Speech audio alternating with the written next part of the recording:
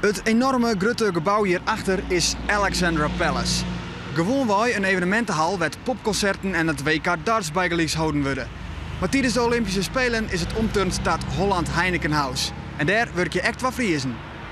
Liefst 4.000 mensen solliciteerden naar de functie van barman of vrouw in het Holland Heinekenhuis. Daarvan blunderde ik 200 uur, waaronder Arnold Koster van Toppenhuizen. Het was gewoon fantastisch toen ik dat hoorde dat ik mee mocht. En Esther Seffinga, eerder van de Jouwer, maar nu inwoner van Amsterdam. Ja, dat is echt heel bijzonder. Ik ben er echt heel erg blij mee dat ik hier toch maar sta.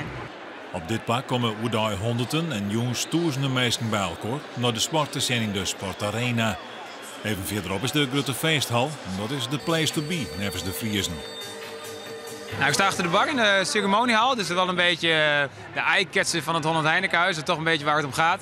De medailleuitreiking, de artiesten zijn daar. Ja, dat is gewoon het sfeertje waar het s'avonds sowieso te doen is.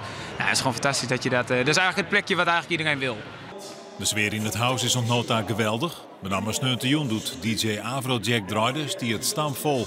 Maar ik op orenmomenten rent het lekker terug. Ja, het is wel hartstikke druk. Dus als er de wedstrijd is geweest, dat hier heel veel mensen binnen. Heel veel mensen die hier de wedstrijd gaan zien. En daarna lekker gaan feesten in de ceremoniehal.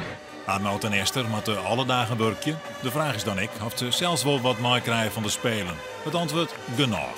Ik vond het heel mooi dat die vlam voorbij kwam. Dat vond ik echt een heel mooi moment. Dat is toch de Olympische Spelen is toch die vlam. Hockey vandaag vond ik ook heel leuk. Maar gewoon het hele sfeertje eromheen. Het is zo anders dan dat je verwacht had. Wij sjuggen volgens mij zijn al de sporten. Dat ken je wezen of in het hotel waar we zitten. Ik krijg wij een kaartje van de organisatie om naar een sport te gaan. En als we zelf naar een sport gaan, kunnen we altijd nog hier kaarten regelen bij de ATP-desk.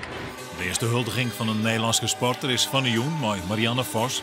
En deze jocht elke niet een bot naar uit, want Safvolle wie er dan net te vieren van de Nederlandse Olympiërs. Ze zeggen de medailleuitreikingen die zijn echt heel mooi. Die zijn echt heel mooi. Het hele sfeertje eromheen, het publiek wat erop anticipeert. En ja, volgens mij is dat echt het moment wat het gaat worden.